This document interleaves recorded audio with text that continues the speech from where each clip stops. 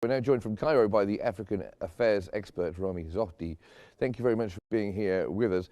How serious a challenge to Somalia's sovereignty is Israel's recognition of the so-called Somaliland?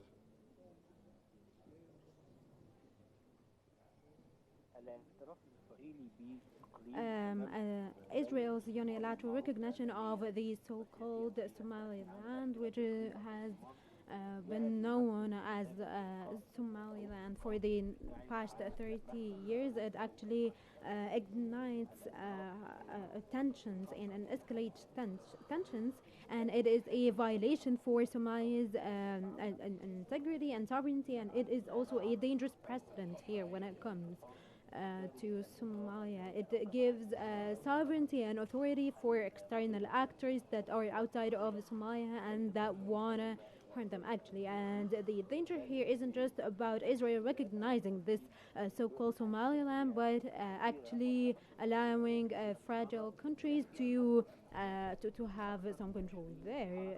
There are around 20 separatist movements in Africa, and this could actually allow these separatist movements or to further fragment the countries, and it emboldens them. And is the Arab League's unified condemnation significant?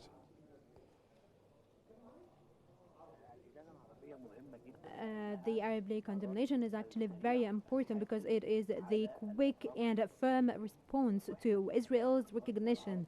And so this unity and strong stance shows that they really support Somalia and will not allow any violation to an Arab or Islamic country's sovereignty. And so the Arab and Islamic countries need to work together to refuse Israel from achieving any goals that they want here. And so, yeah, as I said, it is significant, and it was such a quick response, and it also we've seen also the European Union condemning such a recognition, and even the African Union. And so the Arab League's condemnation as well was very significant when it comes to timing. So many different organizations all condemning Israel. So why has Israel done it? So many seem to come out of the blue. What is the reasoning, do you think, that Israel has behind making this decision? According to the UN Charter article, the 51st article, here the countries can actually respond to threats to its sovereignty and territorial integrity. And so here recognizing the so-called Somaliland is actually a political threat and allows Israel to have some control. And so here Somalia needs to protect its sovereignty, its territorial integrity, and of course when Somalia has the power to defend their country. We have around 137 of area, and so since Somalia became independent, they were capable of defending themselves. And how could the Arab League, or the Somali government rather, leverage the Arab League perhaps, and the backing from the Arab League to try and strengthen its international position? The Arab League support is actually some kind of political cover, and a legal one as well, that strengthens their stance when it comes to the UN and the Security Council. And so here when we see the EU, the AU, and the Arab League supporting the same country, this will actually add weight to the case here, and will prevent external actors from acting further, and will allow Somalia, or give Somalia, power to prevent any imposed new realities here. And so in this context here, actually Israel is some kind of thief. They take over land, and they mess with the country's sovereignty, and they're playing the same game here with Somalia. And yeah, the same is happening in the Middle East and in the Gaza Strip as well. And does the Arab League's emphasis on Somalia's sovereignty relate to broader regional stability in the Horn of Africa?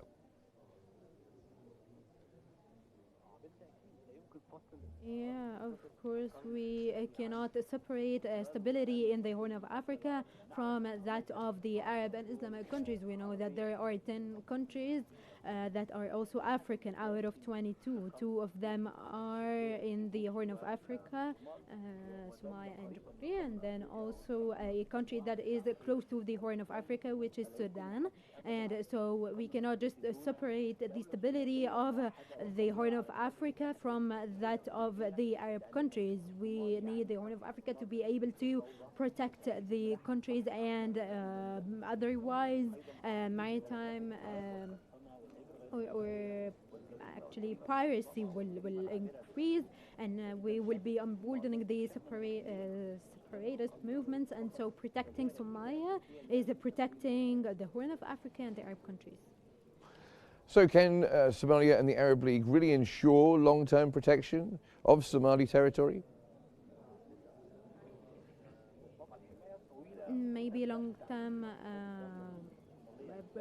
long-term stability comes from strengthening the central government, and maybe the separatist movement comes because of the fragmentation that is happening, and the division that Somalia has been facing because of a civil war of their former president was ousted, and so unifying the country internally, and then also strengthening their regional relationships through the Arab League and the EU, and then also having partnerships that protect and respect Somalia's sovereignty, having their friends support them, like Egypt, for example, and having the support of neighboring countries. And so these fragmentation attempts and division attempts will actually fail, and Israel will not try anything like this. And so Somalia's sovereignty and integrity is a